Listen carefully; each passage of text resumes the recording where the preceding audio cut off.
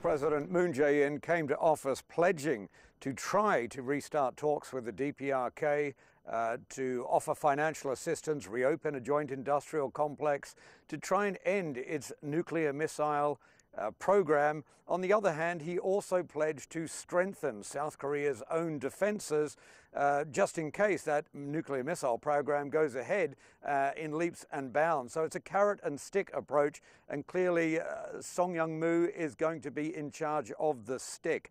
As you mentioned, he has a lot of experience. He's the former chief of the Navy, which he was in for more than 3 decades, but he was also involved personally in a 2009 conflict, a naval skirmish in the Western Sea off the Korean Peninsula between the navies of the DPRK and South Korea. So, he's also a decorated veteran. It's probably one of the reasons that Moon Jae-in picked him as his chief security advisor during his election campaign. But he's going to have his work cut out for him.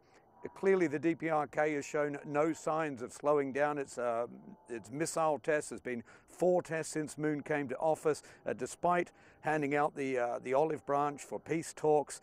And also, you mentioned THAAD.